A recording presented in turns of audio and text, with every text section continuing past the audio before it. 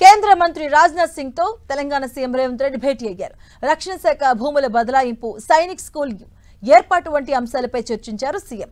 గాంధీ సరోవర్ ప్రాజెక్టుకు 98.20 ఎకరాల రక్షణ శాఖ భూములు తెలంగాణ ప్రభుత్వానికి బదలాయించాలని విజ్ఞప్తి చేశారు. జాతీయ సమైక్యత, గాంధేయ విలువలకు సంకేతంగా గాంధీ సరోవర్ ప్రాజెక్టు నిలుస్తుందని కేంద్ర మంత్రికి తెలిపారు ముఖ్యమంత్రి రేవంత్ రెడ్డి. ఇక రాజ్నాథ్ సింగ్ తో భేటీ అనంతరం ఇతర కేంద్ర మంత్రులను కూడా కలవబోతున్నారు సీఎం రేవంత్ రెడ్డి. నిన్న కేంద్ర మంత్రులు నితిన్ గడ్కరీ, నిర్మలా సీతారామన్ తో భేటీ అయ్యారు.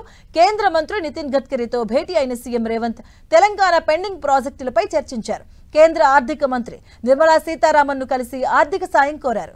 రీజనల్ రింగ్ రోడ్ నార్త్ ప్రాజెక్టుకు సంబంధించి 90% భూసేకరణ పూర్తయిందని, పనుల ప్రారంభానికి ఆర్థిక కేబినెట్ అనుమతులు ఇప్పించాలని గడ్కరీని కోరారు సీఎం రేవంత్ రెడ్డి. రాష్ట్ర ప్రభుత్వం సమర్పించిన డిపిఆర్ కు అనుగుణంగా రీజనల్ రింగ్ రోడ్ సౌత్ పార్ట్కు అనుమతులు ఇవ్వాలని విజ్ఞప్తి చేశారు. రావర్యాల, అమన్గల్, మన్ననూర్ రహదారిని 4 వరుసల గ్రీన్ ఫీల్డ్ రహదారిగా నిర్మించాలని విన్నవించారు.